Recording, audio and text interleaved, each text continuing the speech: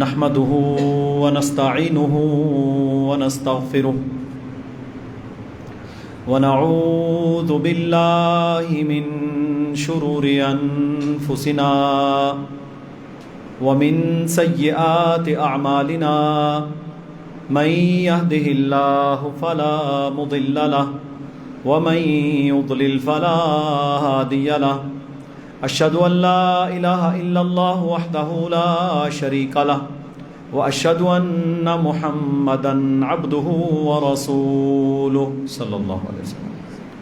أما بعد فإن أصدق الحديث كتاب الله وخير الهدي هدي محمد صلى الله عليه وسلم وشر الأمور محدثاتها وكل محدثة بدعة وكل بدعة ضلالة وكل ضلالة في النار.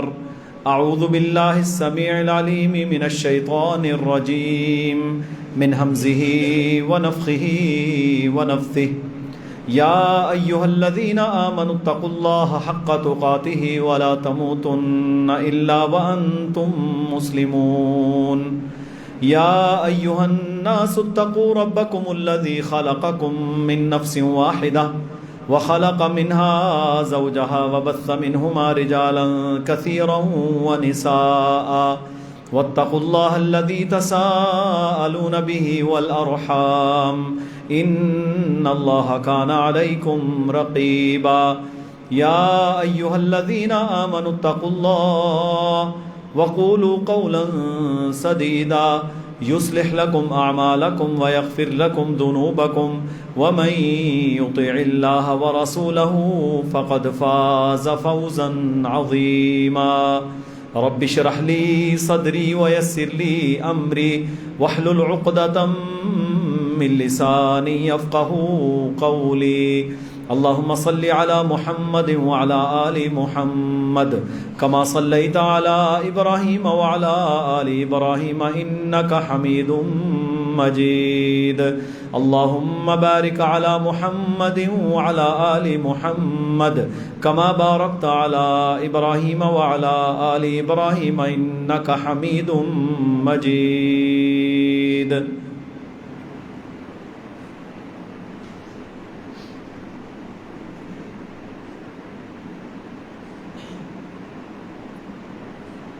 مسلمانوں کی تنزلی اور جب بھی ناکامی ہوئی اس میں ایک بہت بڑا کردار ایک ایسی بیماری کا رہا جو بیماری شروع سے انسانوں کے اندر اور پھر مسلمانوں کے اندر بدرجہ اتم موجود ہے اور رہی ہے. اور جب جب اس بیماری نے لوگوں کو متاثر کیا تو تباہی اور بربادی کے سوا اور کچھ نہیں آیا. اللہ رب العالمین نے سورہ فلق کے اندر آخری 2 صورتوں میں جب اللہ کی پناہ کا ذکر کیا تو فرمایا وَمِن شَرِّ حَاسِدٍ إِذَا حَسَدَ. اور یا اللہ میں حسد کرنے والے کے حسد سے بھی تیری پناہ چاہتا ہوں. حسد کا مطلب ہے کسی دوسرے انسان پر اللہ کی نعمتوں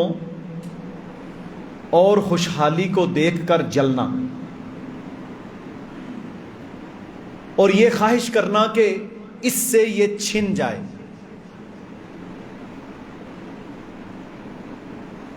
حسد اتنی بڑی بیماری ہے کہ اللہ رب العالمین نے فرمایا حسدم من عند انفسہم. یہود و نصارہ کے بارے میں کہ یہ وہ لوگ تھے اے اللہ کے نبی جنہوں نے آپ سے حسد کیا. حسد کیوں کیا؟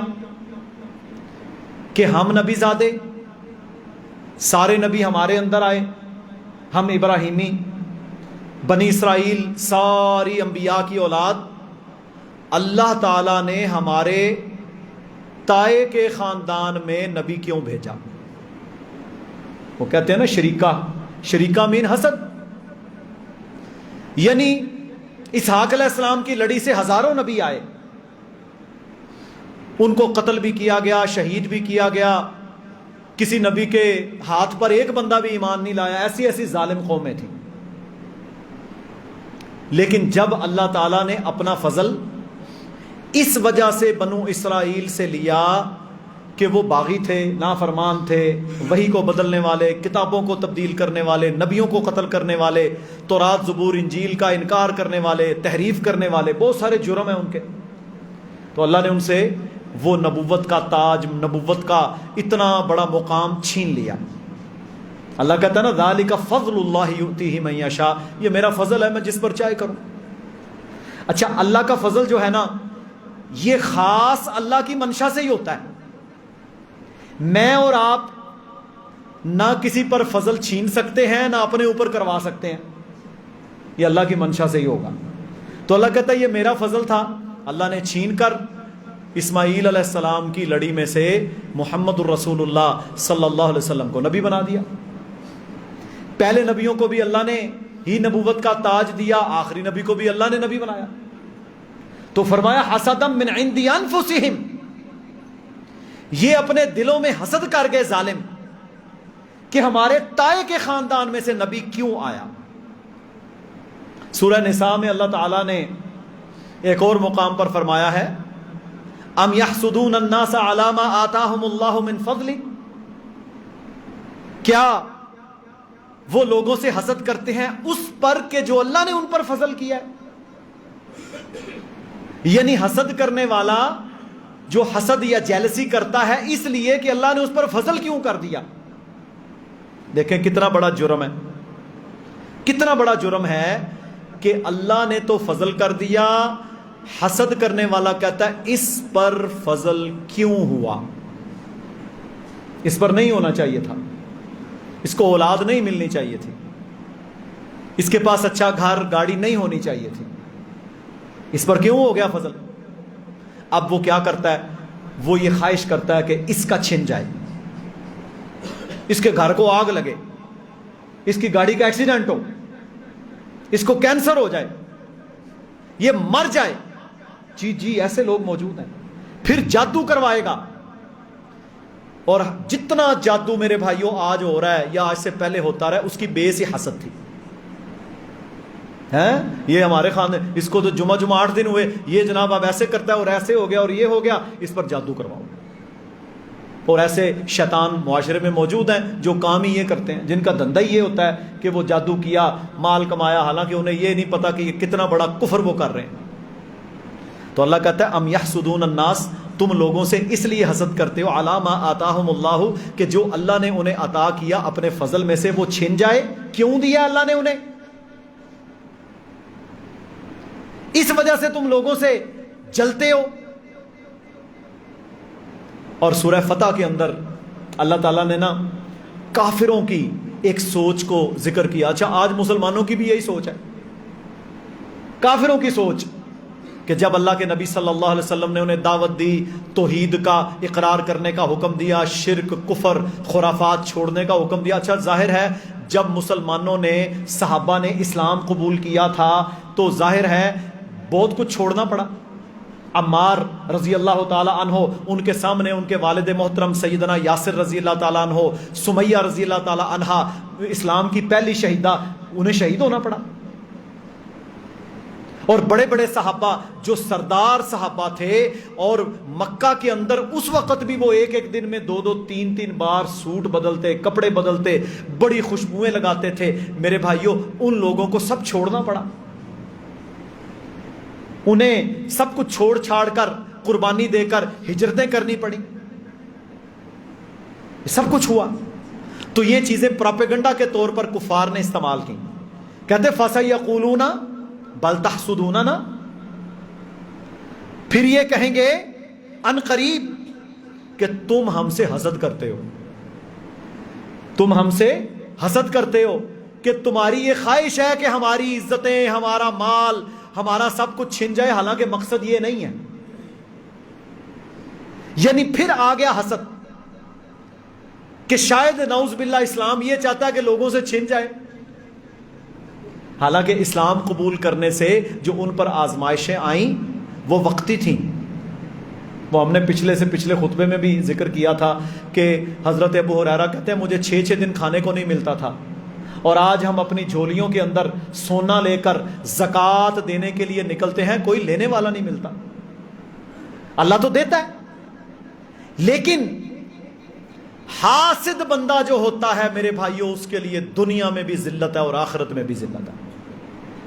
کچھ نہیں ملتا اسے، وہ اسی طرح رسوا ہوتا رہتا ہے، کڑتا رہتا ہے، جلتا رہتا ہے، لیکن اسے ملتا کچھ نہیں.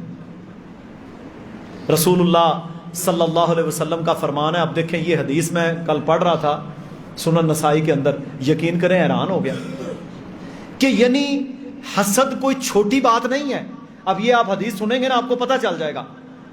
ایمان ہونا اور ایمان کا نہ ہونا یہاں تک کا معاملہ ہے. کیا فرمایا اللہ کے نبی صلی اللہ علیہ وسلم نے؟ فرمایا ایمان اور حسد کسی ایک دل میں جمع نہیں ہو سکتے. جس کے دل میں حسد ہے وہ بے ایمان ہے، اور جو ایمان والا ہے وہ حسد نہیں کرے گا.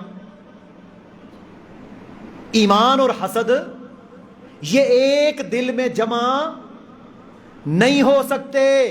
یہ سن لو، لکھ لو، پڑھ لو، دماغ پر نقش کر لو. اگر آپ ایمان والے ہیں آپ حسد کر ہی نہیں سکتے، آپ نہیں حسد کر سکتے، کیونکہ آپ کی توحید آپ کو اللہ پر توکل سکھاتی ہے.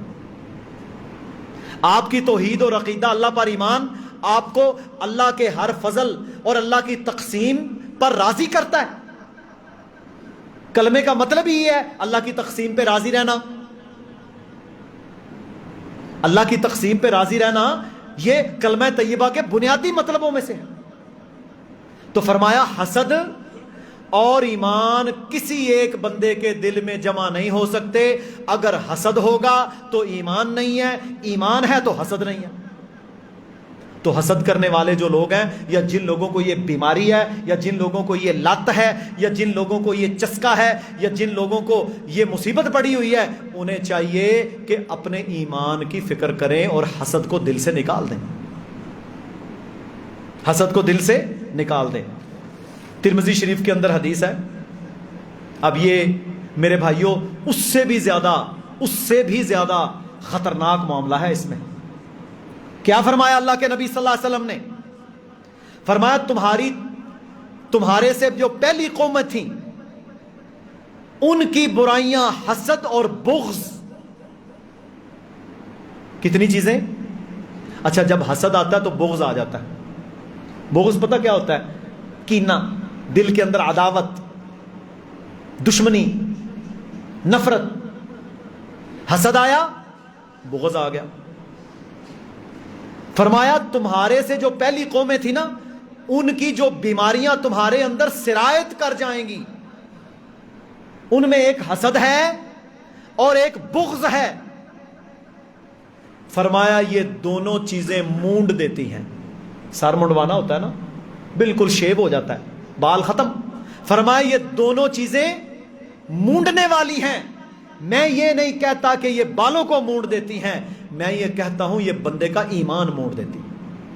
ترمذی شریف میں رسول اللہ صلی اللہ علیہ وسلم کا فرمان ہے حسد اور بغض ایمان کو شیپ کر دیتا ہے، مونڈ کر دیتا ہے، ایمان برباد ہو جاتا ہے. بندے کا ایمان برباد ہو جاتا ہے. میرے بھائیوں اور بہنوں، ہمارے ہاں سب سے زیادہ حسد ہم اپنے قریبی رشتہ داروں سے کرتے ہیں. چچا کا بیٹا، ماموں کا بیٹا، سگا رشتہ دار، فلاں رشتہ دار، حسد شروع. اس کے ہاں بیٹیاں ہو گئیں تو کیوں ہوئیں، اس کو بیٹے ملے تو کیوں ملے،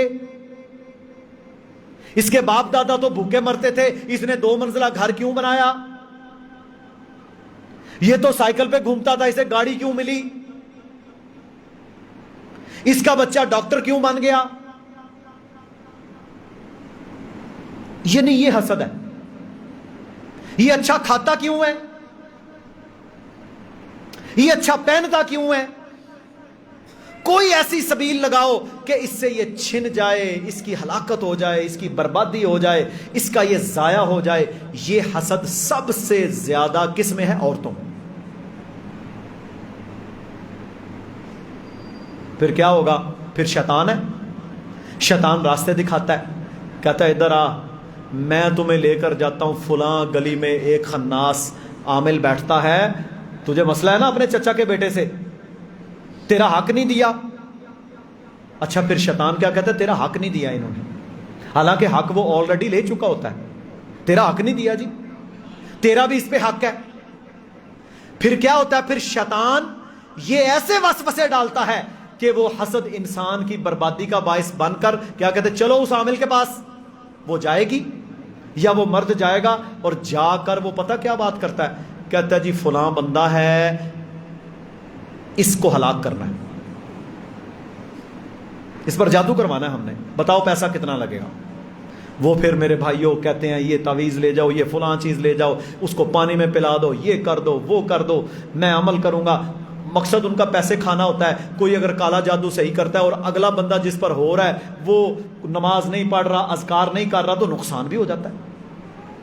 اب بات کرنے کا مقصد یہ ہے کہ حسد نے کہاں سے کہاں تک لے گیا شیطان اس کو، کہ اس نے اپنے چچا کے بیٹے، ماموں کے بیٹے، رشتہ دار، ہمسایا، اس کے ساتھ اتنا حسد کیا کہ وہ آخر اسے قتل کرنے پر یا اس کو جانی مالی نقصان تک پہنچانے پہ راضی ہو جاتا ہے. اتنا خطرناک، اتنا خطرناک. اور اسلام نے کیا فرمایا؟ فرمایا یہ تو مونڈ دینے والی ہے، تیرے ایمان کو مونڈ کے رکھ دے گا یہ حسد. اتنی بڑی بیماری میرے محترم بھائیوں. اور آج آپ دیکھ لیں جتنے مرد اور عورتیں ہیں ہر شعبے کے اندر یہ موجود ہے، ہر شعبے کے اندر، ہر جگہ پر. اور صحیح بات یہ ہے کہ ہمارے ہاں اپریسیشن کم ہو گئی اور حسد زیادہ ہو گیا. یہی وجہ ہے کہ ہم لوگ اپنے کام کاروبار، اپنے معاملات میں بہتری کی طرف توجہ دینے کی بجائے دوسروں کی بربادی پر زیادہ توجہ دیتے ہیں. پاکستانیوں کی ناکامی اور بربادی کا باعث ہی یہ بنا. اچھا حسد کی نا کچھ اقسام ہیں. حسد کی پہلی قسم کیا ہے؟ یہ محدثین نے آگے لکھا. انہوں نے کہا جی پہلی قسم یہ ہے کہ بندہ یہ خواہش کرتا ہے کہ اس بندے سے جس سے وہ حسد کر رہا ہے اللہ کی نعمتیں چھن جائیں اور اس کے نقصان کی تمنا کرتا ہے. اور دوسری قسم یہ ایمانی کمزوریوں میں تباہ کرنے والی کمزوری ہے. وہ کیا ہے کہ اس سے یہ چیزیں یا یہ نعمتیں چھن جائیں، مجھے مل جائیں، اس سے چھن جائیں اور یہ مجھے ملیں. یہ دو خناس اس کے اندر آ جاتے ہیں اور اس وجہ سے وہ پھر تباہی اور بربادی کے زینوں کی طرف جانا شروع ہو جاتا ہے. حسد کے اسباب کیا ہیں؟ کیوں ہوتا ہے حسد؟ سب سے پہلے تو ایمان کمزور ہوتا ہے، اللہ پر توکل نہیں ہوتا، وہ اللہ کی تقسیم پر راضی نہیں ہوتا. اچھا جس کو اللہ نے کم دیا یا جس کو زیادہ دیا یا جس کو درمیانہ رکھا، یہ رب کی تقسیم ہے، رب کی تقسیم ہے نا. آپ اس تقسیم کو ختم نہیں کر سکتے. اچھا یہ دنیا میں اللہ کی تقسیم ہے، آخرت کی تقسیم الگ ہے. اب حدیث کے اندر کیا الفاظ ہیں؟ فرمایا ایمان والا، فقراء المہاجرین، فقیر اور مہاجر ایمان والا. اچھا فقیر بھی یعنی بالکل کمزور اور اللہ کی راہ میں ہجرت کرنے والا، یہ پیسے والے نیک ایمانداروں سے 500 سال پہلے جنت میں داخل ہوگا. وہاں معیار اور ہیں. فقراء المہاجرین امیر ایمان والوں سے 500 برس پہلے جنت میں داخل ہوں گے. اللہ کا معیار یہ ہے. ہمارے ہاں میرے بھائیوں جو حسد کرنے والا کہتا ہے اس سے چھن جائے مجھے ملے، اور اس کے اسباب میں سے پہلا سبب ایمانی کمزوری ہے، دوسرا سبب خود پسندی، عجب، میرے پاس، میری یہ، یعنی جب اس کے اندر میں آ جاتی ہے تو وہ حسد کرتا ہے۔ وہ کسی بندے کو اپنے سے بہتر نہیں پاتا، حالانکہ وہ ہوتا اس سے بہتر ہے، لیکن وہ کسی بندے کو اپنے سے بہتر دیکھنا پسند نہیں کرتا۔ عجب، خود پسندی کی بیماری اس کے اندر آ جاتی ہے۔ تیسرے نمبر پر حقارت، ہر بندے کو حقیر سمجھے گا، یہ بھی حقیر ہے، انہوں کی پتہ ہے، اسے کیا پتہ ہے، یہ کیا جانتا ہے۔ پھر میرے بھائیوں جس شعبے کا اسے علم نہیں ہے اس پر بھی وہ مشورے دے گا، یہ بھی ایک بیماری ہے۔ اور حسد یہاں سے بھی چڑھتا ہے کہ یہ بندہ میرے سے بہتر کیوں ہو گیا۔ اب دیکھیں نا، ایک ڈاکٹر ہے، ایک اس سے بڑا ڈاکٹر ہے، ایک FCPS ہے، ایک PhD ہے، ایک ڈبل PhD ہے، ایک MD ہے، اب ایک سے بڑھ کے ایک ہے، ہر شعبے کے اندر اسی طرح۔ تو بندہ اگر اس کے پاس جو ہے وہ حاصل کرنے کی کوشش کرے ایمان کے ساتھ، اور جس نے اس کو دیا اس سے مانگے۔ اسی طرح تنگ دلی، یہ تنگ دلی جو ہوتی ہے نا، یہ بھی حسد کو جنم دیتی ہے۔ اچھا، اللہ تعالیٰ نے تجھے یہ ذمہ ہی نہیں دیا کہ تو دوسروں کے بارے میں ٹھیکیدار بنا، پھر تنگ دلی رکھے گا، سوچتا رہے گا کہ فلاں کو نقصان کیسے پہنچانا ہے، حالانکہ اگر اس کا سینہ کشادہ ہو تو وہ ایک بات کرے، رضیت باللہ ربا، یا اللہ میں راضی ہوں تیرے رب ہونے پر، وبالاسلام دینا، اسلام کے دین ہونے پر، وبمحمد نبی و رسولہ، اور اللہ کے نبی کے رسول ہونے پر، نبی ہونے پر میں راضی ہوں۔ جب وہ راضی ہوا سارے مسئلے حل ہو گئے، اور جب اس نے سینے کو تنگ کر لیا تو سارے مسئلوں کی جڑ بن گئی۔ اور پھر اس میں نا ایک اور ہوتا ہے اجارہ داری کا خبط، اجارہ داری، میری اجارہ داری ہونی چاہیے۔ اور میرے بھائیوں ہم سے پہلے کتنے آئے، ہم سے بعد کتنے آئیں گے، جو اللہ نے کسی کو عزت دی ہے یہ اللہ کی طرف سے ہے، وہ اسی وقت تک اس پر رہ سکتا ہے جب تک اس کی تقدیر میں لکھا ہے۔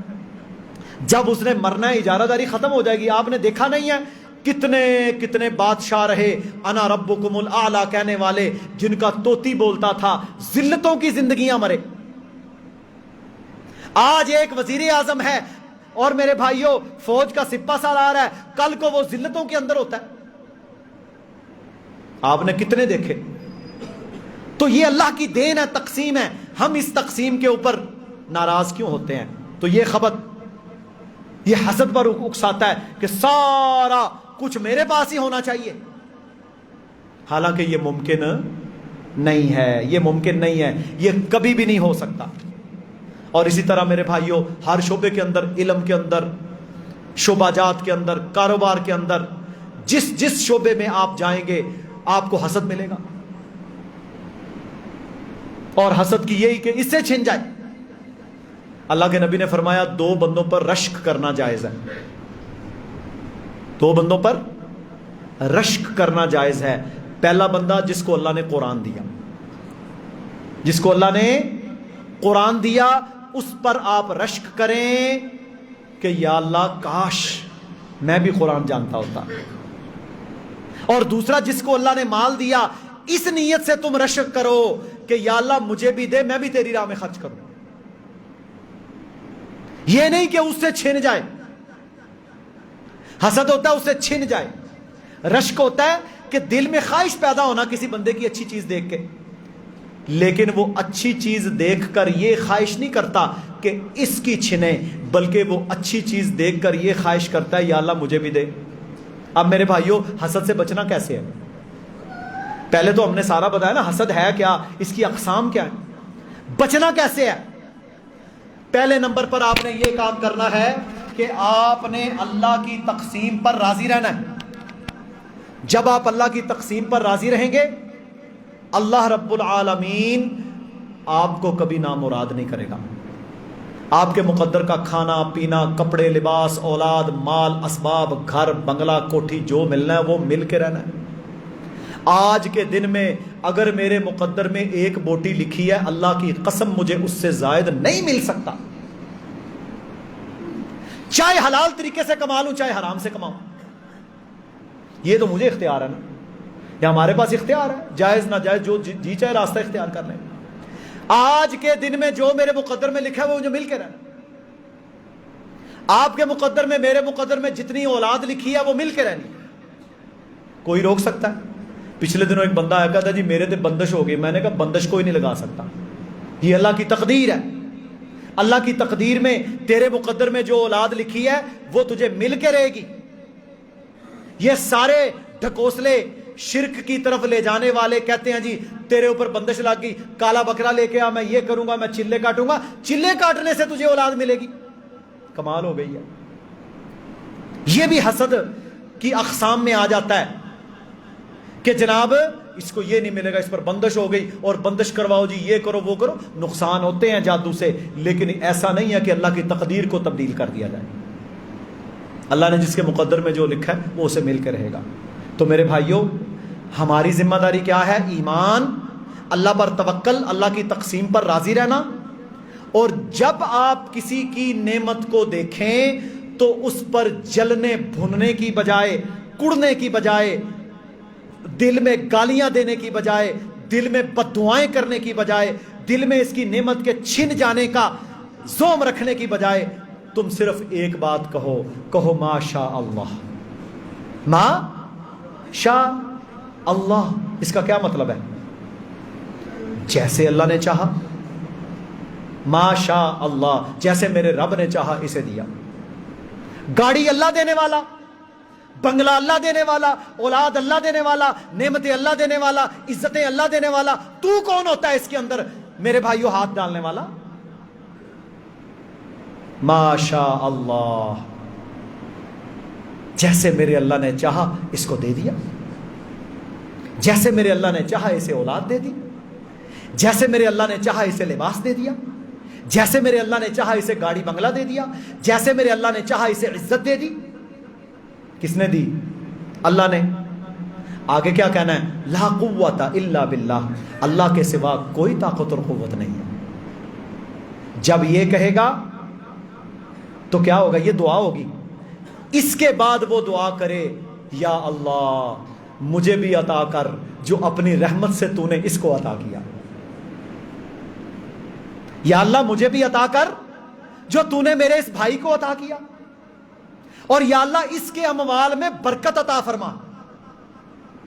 کئی لوگوں کو دیکھا اربوں پتی، برکت کوئی نہیں۔ دنیا کا دوسرا امیر ترین انسان خودکشی، اربوں ڈالر خودکشی۔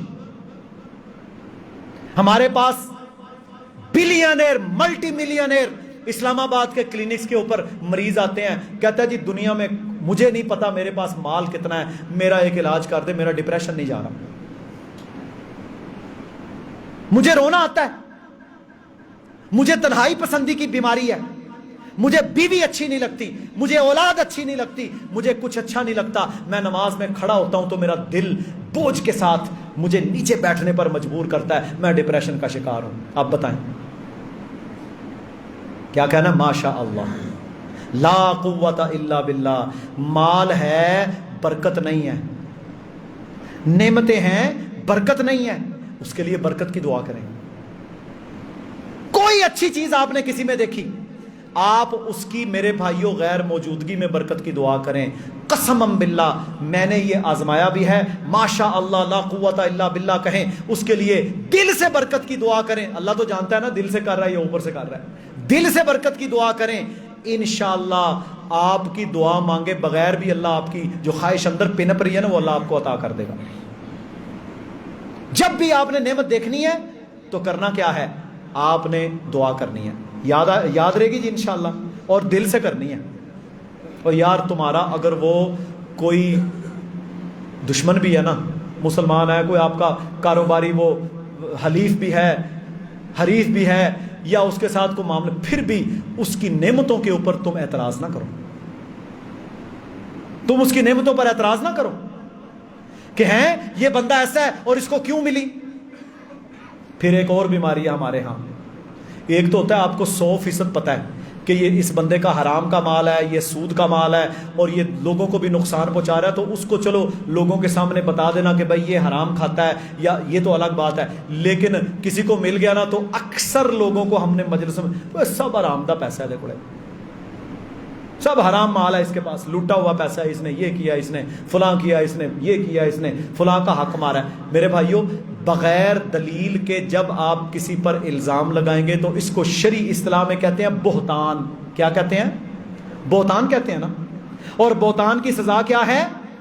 جہنمیوں کے پیندے میں جہاں پر ان کی پیپ اور خون نے جمع ہونا ہے, ترمذی میں حدیث ہے, اس کو وہاں ڈالا جائے گا.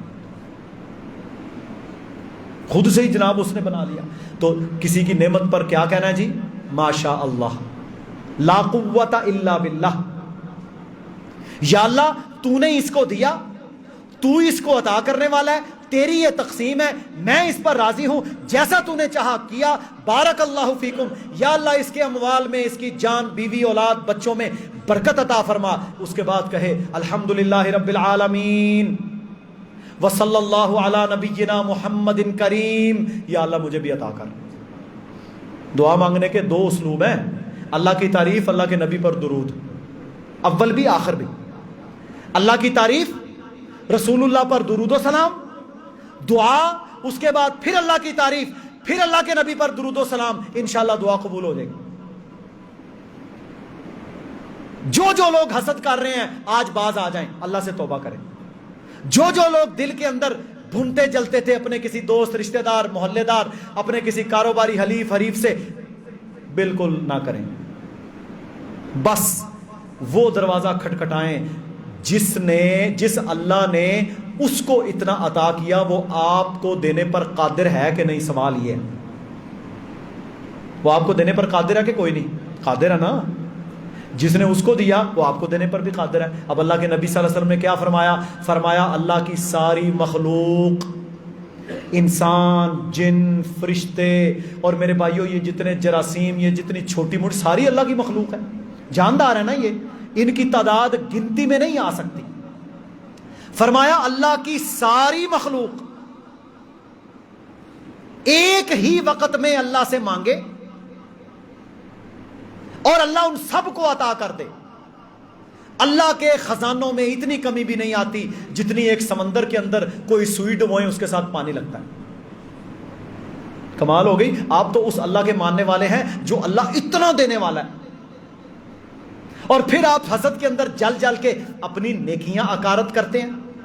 حسد بغض کرواتا ہے, بغض کینہ کرواتا ہے, کینہ بربادی لے کے آتا ہے, بربادیوں سے غیبتیں, پھر چغلیاں, پھر میرے بھائیوں بدگمانیاں, پھر جاسوسی ہیں.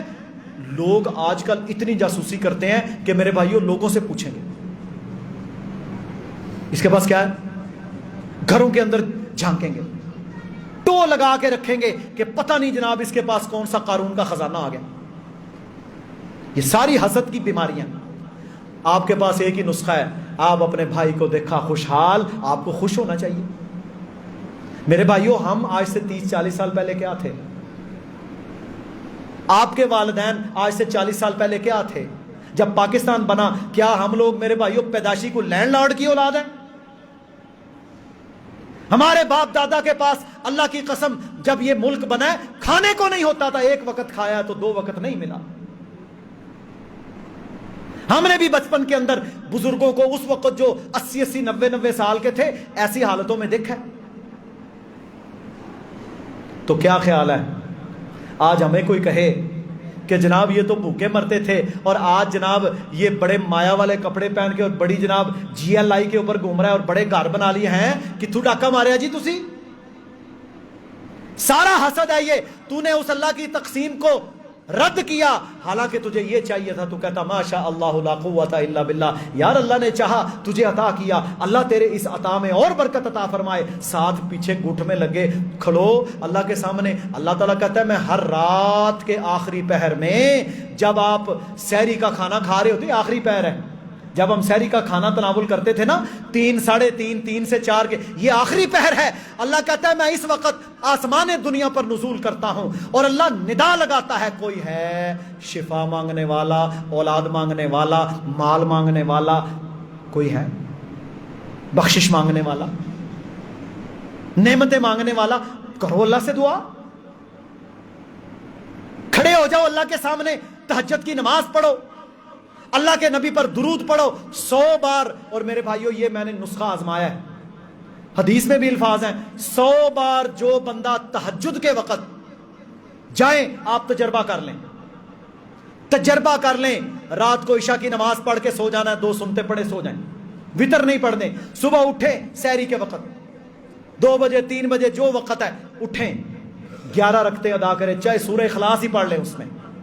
اس کے بعد آپ نے درود ابراہیمی 100 بار آپ نے پڑھنا ہے، لا الہ الا اللہ وحدہ لا شریک لہ لہ الملک و لہ الحمد وہو علی کل شیء قدیر۔ یہ صبح و شام میں 100 مرتبہ پڑھنا سنت ہے، آپ نے 100 بار یہ پڑھنا ہے۔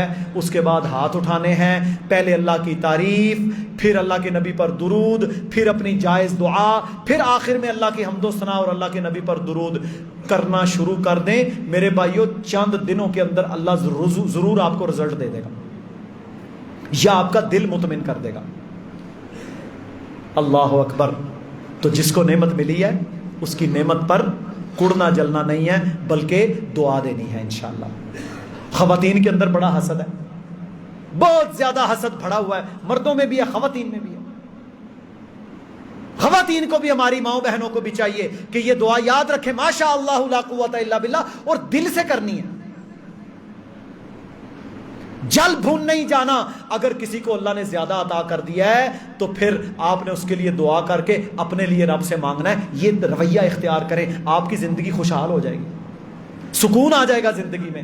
اللہ رب العزت ہم سب کو حسد جیسی موذی بیماری سے نجات عطا فرمائے، اور اس سے بچنے کے لیے میرے بھائیوں سورہ فلق ناس اس کو صبح و شام پڑھیں، بڑی اہم ہے۔ صبح و شام کے اذکار تسبیحات کرتے رہیں، رات سونے کے اذکار کرتے رہیں۔ اللہ کے نبی صلی اللہ علیہ وسلم نے اپنی ساری زندگی میں یہ عمل نہیں چھوڑا۔ آج آپ کو بتا رہا ہوں، آپ میں سے ہو سکتا ہے کچھ لوگ کرتے بھی ہوں گے، لیکن ساری زندگی امام کائنات نے یہ عمل نہیں چھوڑا۔ آپ نے باوضو ہو کر بستر پہ بیٹھے 3 دفعہ اس کو جھاڑا، اور 3 بار آپ نے کیا پڑھی؟ سورہ فلق ناس اخلاص، قل هو اللہ احد 3 بار، قل اعوذ برب الفلق 3 بار، ہر دفعہ بسم اللہ پڑھ کے پوری، قل اعوذ برب الناس 3 بار پڑھ کے اپنے ہاتھ مبارک کو ایسے کیا اپنی طرف، تھتکارا اس کے اوپر، پھونک نہیں مارنی، تھتکارنا ہے، یہ حدیث کے الفاظ ہیں، اور اپنے چہرے سے لے کر پورے جسم پر پاؤں تک پھیرنا ہے۔ یہ عمل 3 بار دہرانا ہے، اور ہر بار یہ 3 بار پڑھی جائے گی، حسد کی جڑ کاٹ کے رکھ دے گی انشاءاللہ، یہ تباہ کر دے گی حسد کو۔ یہ اللہ کے نبی کا عمل ہے، ہمیں یہ چاہیے کہ ہم یہ عمل کریں، ہر رات کو کریں، انشاءاللہ آپ اللہ کی پناہ میں آ جائیں گے۔ صرف 5 منٹ لگتے ہیں۔ اللہ رب العزت ہمیں ہر قسم کے شر، ہر قسم کے حسد کرنے والوں سے نجات عطا فرمائے، اور حسد کرنے والوں کو اللہ ہدایت دے کہ وہ ماشاء اللہ لا قوت الا باللہ والی دعا کریں اور نعمتیں اللہ سے مانگیں۔ وآخر دعوانا ان الحمد للہ رب العالمین۔ ان الحمد للہ نحمده ونستعینه ونستهدیه ونعوذ باللہ من شرور انفسنا وسیئات اعمالنا، من يهده الله فلا مضل له ومن يضلل فلا هادي له، اشهد ان لا اله الا الله وحده لا شريك له واشهد ان محمدا عبده ورسوله، اما بعد۔ سب سے پہلے حسد کیا ابلیس نے، جن تھا، نیک تھا، اللہ نے کہا چل فرشتوں کے ساتھ رہ لے، اللہ نے آدم کو اپنے ہاتھوں سے بنایا، اللہ نے تقدیر میں لکھ رکھا تھا، آدم علیہ السلام میں روح پھونکی، اللہ نے فرمایا فسجدوا، سارے سجدہ کرو، یہ تعظیمی سجدہ تھا، رب کا حکم ہے، سب نے سجدہ کیا الا ابلیس، ابلیس نے نہیں کیا۔ اللہ کہتا ہے اے مردود تو نے سجدہ کیوں نہیں کیا؟ کہتا ہے قال انا خیر من، یا اللہ میں اس سے بہتر ہوں، خلقتنی من نار، یا اللہ تو نے مجھے آگ سے بنایا، وخلقتہ من طین، اسے مٹی سے بنایا، میں اگ دا بنیا اور اے مٹی دا بنیا، یا اللہ میں انہوں سجدہ کیوں کراں؟ آیا حسد؟ یہ پہلا حسد ہے جو اس دنیا میں میرے بھائیوں ابلیس نے کیا تھا۔ پھر اللہ تعالیٰ نے کہا وَاسْتَفْزِزْ مَنِ اسْتَطَعْتَ مِنْهُمْ بِصَوْتِكَ، جا ان میں سے جن پر تیرا زور چلتا ہے تو انہیں اپنی آواز کے ذریعے سے گمراہ کر لے، پر جو میرے بندے ہوں گے وہ تیری بات نہیں سنیں گے، جو میرے بندے ہوں گے وہ تیرے راستے پر نہیں چلیں گے۔ سب سے پہلا حسد کس نے کیا جی؟ ابلیس نے۔ اچھا اس میں بنیاد کیا تھی؟ انا خیرم من، میں اس سے بہتر ہوں۔ اولاد میں حسد ہوتا ہے، ابا جی نے چھوٹے منڈے نو زیادہ دے دیتا تے وڈے نو گھٹ دے دیتا تے اس تھی نو زیادہ دے دیتا، اس سے زیادہ پیار کرتے ہیں، یہ اولاد میں بھی حسد ہوتا ہے۔ اور اس کی ذمہ داری میرے اور آپ پر ہے جن کے بچے ہیں۔ اپنے بچوں میں بالکل تفریق نہ کیا کرو، کوئی نہ کھٹو بھی ہے، نہ اہل بھی ہے، کمزور بھی ہے۔ دیکھو یار آپ کی اگر 5 بچے ہیں نا، 5 ڈاکٹر نہیں بنیں گے، 5 سائنسدان نہیں بنیں گے، 5 کا دماغ غیر معمولی نہیں ہوگا، کوئی ایک آدھا ہی ہوتا ہے جو اعلیٰ درجے پہ جاتا ہے، باقی کمزور بھی ہو سکتا ہے، کوئی ہلکا پھلکا بھی ہو سکتا ہے، کوئی دماغ کا کمزور۔ اب ایک بندہ وہ کہتا ہے جی میرے 10 بچے ہیں، 10 کے 10 حافظ بنا کے چھوڑوں گا، ممکن ہی نہیں۔ حافظ بنانے والا دماغ اللہ نے الگ رکھا ہے، وہ ہو سکتا ہے آپ کے ایک بچے میں ہو۔ تو بچوں میں تفریق نہیں کرنی، بچوں کو یہ ظاہر ہو کہ ہمارے باپ اور ماں بالکل ہمارے درمیان محبت کے اندر کوئی فرق نہیں کرتے۔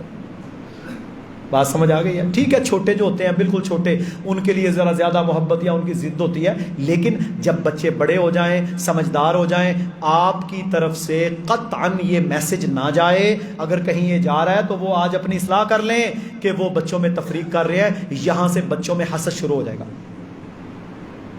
کہ میرا باپ اس کے ساتھ زیادہ کرتا ہے، میرے ساتھ نہیں کرتا، اصلاح کریں اس کی۔ تو کہتا ہے میں اس سے بہتر ہوں، یا اللہ میں آگ کا بنا ہوا، یہ مٹی کا بنا ہوا، میں اسے سجدہ نہیں کر سکتا۔ حسد آیا، بغض آیا، اس نے اللہ کے حکم کی نافرمانی کی اور مردود اور راندہ درگاہ ٹھہرا۔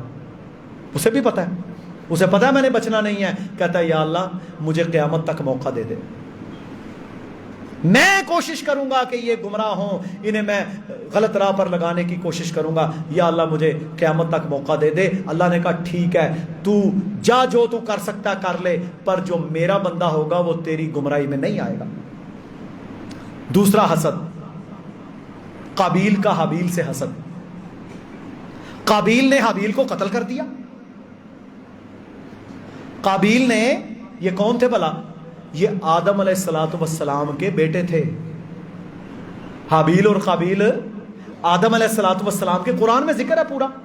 قابیل نے اپنے سگے بھائی کو قتل کر دیا۔ وجہ کیا بنی؟ وجہ یہ بنی کہ اس وقت میرے محترم بھائیوں جو قربانی ہوتی تھی نا، ہم تو قربانی کرتے ہیں، گوشت کھاتے ہیں، تقسیم کرتے ہیں، اللہ کی راہ میں صدقہ غریبوں کو کرتے ہیں، اس وقت یہ نہیں تھا۔ پہلی قوموں میں یہ تھا کہ جس کا صدقہ اللہ کی راہ میں قبول ہے وہ ایک میدان میں لوگ رکھتے تھے اپنا مال، جو آسمان سے آگ آتی اسے جلا دیتی، جس کا جل گیا سمجھ لو مقبول ہے۔ یہ ایک طریقہ تھا اس وقت۔ آخری شریعت میں اللہ نے پھر کیا رکھا؟ اللہ نے کہا نہیں، جلانا نہیں ہے، اب تم دو گے اللہ کی راہ میں، اور تمہارے اخلاص کی بنیاد پر پتہ تمہیں قیامت والے دن لگے گا قبول ہوا یا نہیں ہوا۔ اصول بتا دیے۔ تو کیا ہوا؟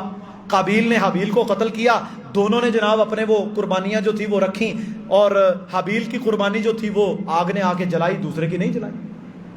اب بھائی ہے سگا، ماں جایا بھی تے پیو جایا بھی، ہیں تیری قربانی قبول ہو گئی تے میری قربانی قبول نہیں ہوئی، یہی کہا ہوگا اس نے۔ تیری قربانی قبول ہو گئی، میری قبول نہیں ہوئی، صرف اس وجہ سے سگے بھائی کو قابیل نے میرے بھائیوں قتل کر دیا۔ اور اللہ کے نبی صلی اللہ علیہ وسلم نے فرمایا قیامت تک جتنے لوگوں کو ناحق قتل کیا جاتا رہے گا، اس قابیل کے اوپر ان سب کا گناہ پڑنا، کیونکہ سب سے پہلے اس نے قتل کیا۔ اچھا اس کے اندر بنیاد کیا آئی جی؟ حسد۔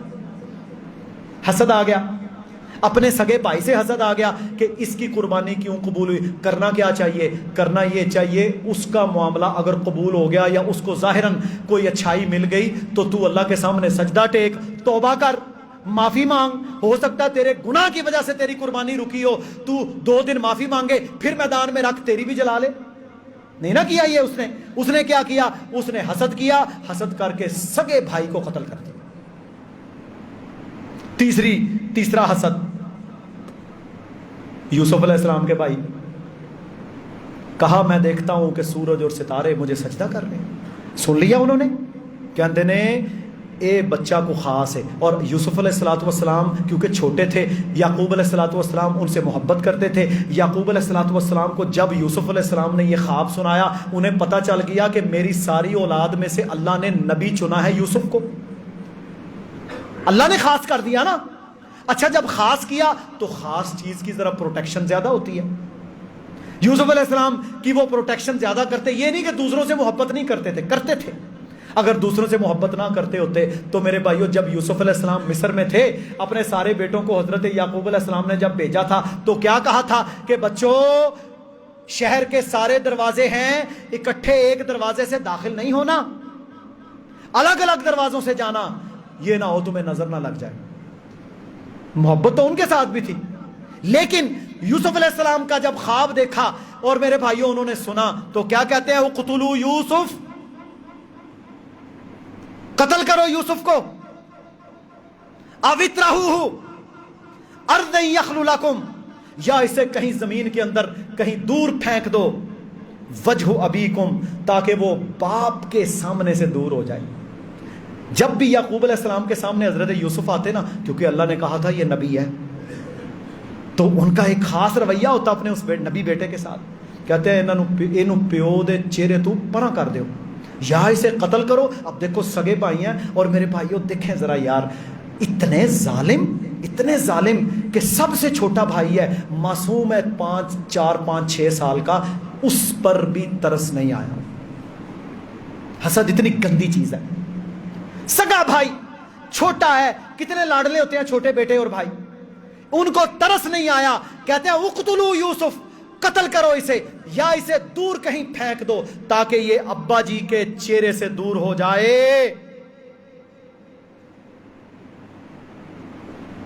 وَتَكُونُوا مِن بَعْدِهِ قَوْمًا صَالِحِينَ, اس کے بعد ہم نیک بن جائیں گے. اِنَّا لِلَّهِ وَإِنَّا, یہ دیکھو ہے نا سوچ, کہندہ آج گناہ کر لو, ایک باری اے ظلم کر لو, ایک دفعہ یہ کام کر لو, ایک دفعہ یہ کر لیں, بعد میں توبہ کر لیں گے. لوگوں کو کون سا پتہ چلنا ہے, حاجی ثناء اللہ بن جائیں گے. کہتا ہے بعد میں ہم نیک بن جائیں گے, ایک دفعہ اس یوسف سے جان چھڑاؤ. کیا بنیاد جی اس کی تھی؟ حسد.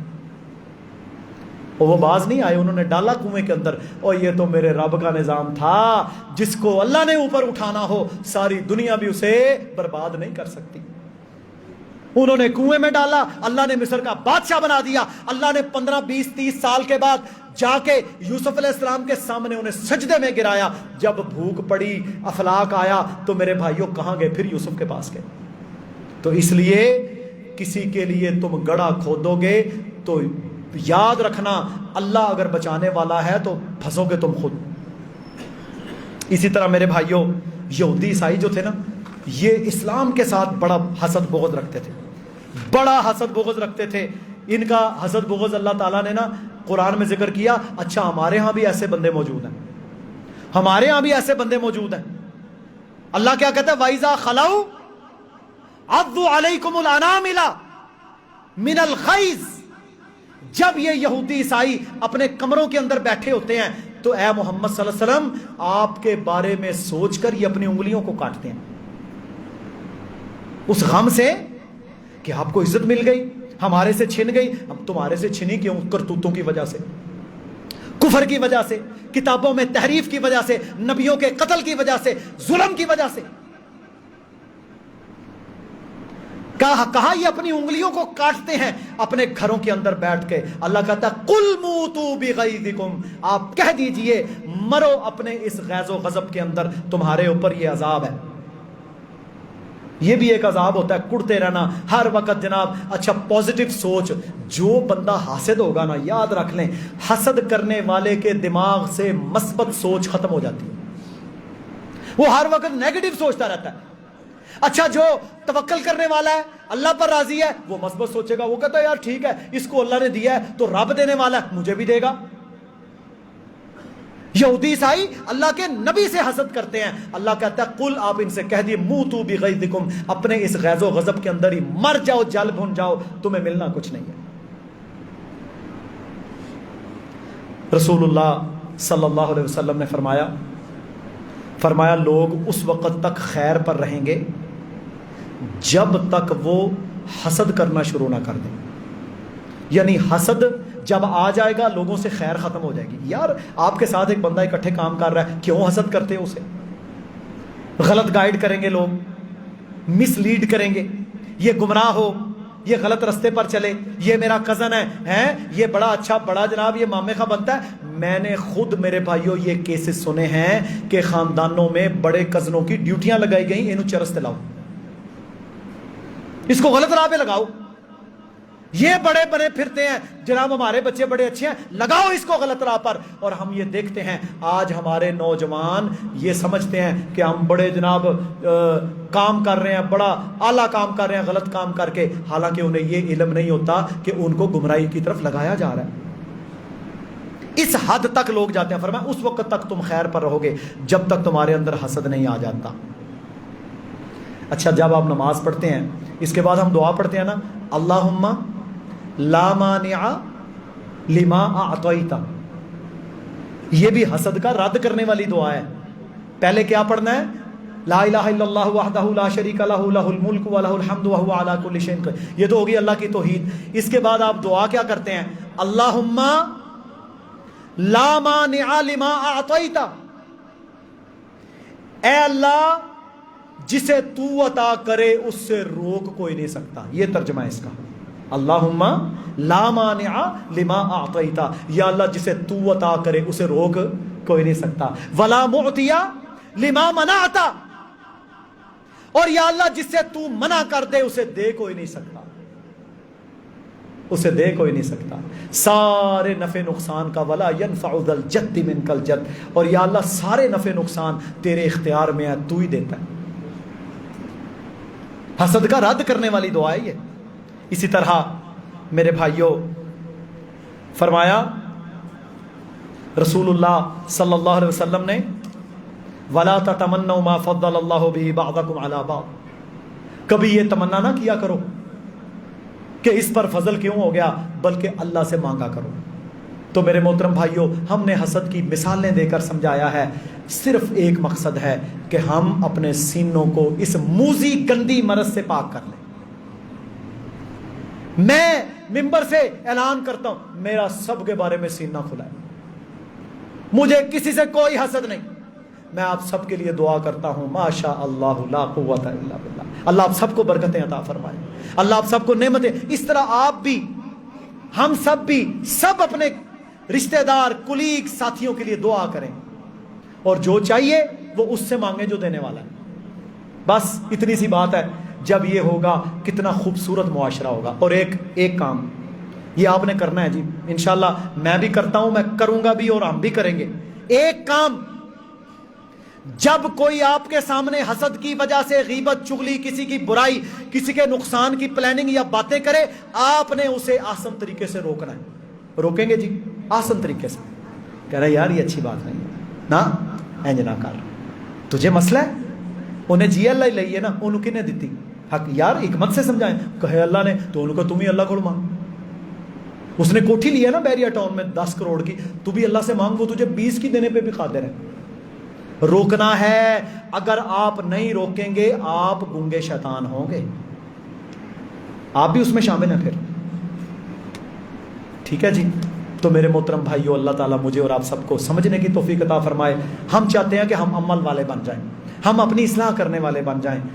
یہ کیا ہے جی، غائبانہ نماز جنازہ مرد کا پڑھایا جا سکتا ہے، کوئی حرج نہیں، عورت کا بھی پڑھایا جا سکتا ہے، مرد کا بھی پڑھایا جا سکتا ہے۔ غائبانہ نماز جنازہ جو ہے نا میرے بھائیو یہ دعا ہے، اور اس حوالے سے ہمارے ہاں بڑی لوگ عجیب و غریب قسم کی باتیں کرتے ہیں. میں تو ایک ہی بات کرتا ہوں, صحیح بخاری میں رسول اللہ صلی اللہ علیہ وسلم کا فرمان ہے, آپ کے پاس وحی آئی کہ آپ پر ایمان لانے والے نجاشی جو ایتھوپیا یعنی حبشہ کے حکمران تھے وہ فوت ہو گئے ہیں. وحی کے ذریعے بتایا گیا, اللہ کے نبی صلی اللہ علیہ وسلم نے صحابہ سے کہا آؤ بھائی آپ کا بھائی ہمارا بھائی نجاشی فوت ہو گیا ہے رحمہ اللہ, آؤ ان کی نماز جنازہ پڑھیں. اللہ کے نبی صلی اللہ علیہ وسلم نے صفیں بنوائیں, آپ نے ان کی میت کے اوپر جنازہ پڑھا.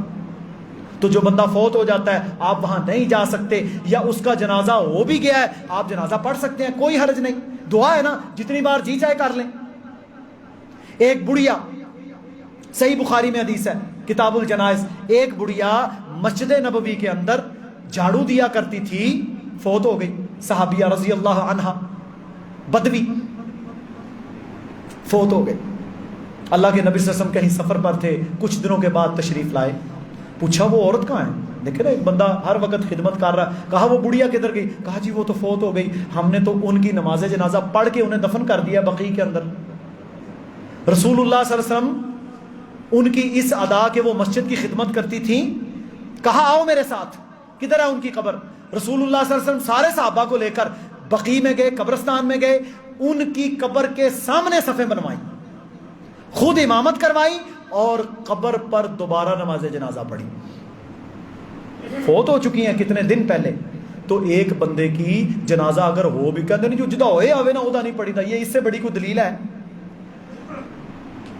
اور یار دعا کرتے ہیں کرنے دو, پھر یہ ہے کہ دلیل موجود ہے تو آپ نے اس کی نماز جنازہ پڑھے. غائبانہ نماز جنازہ پڑھی جا سکتی ہے, اس میں کوئی حرج نہیں ہے.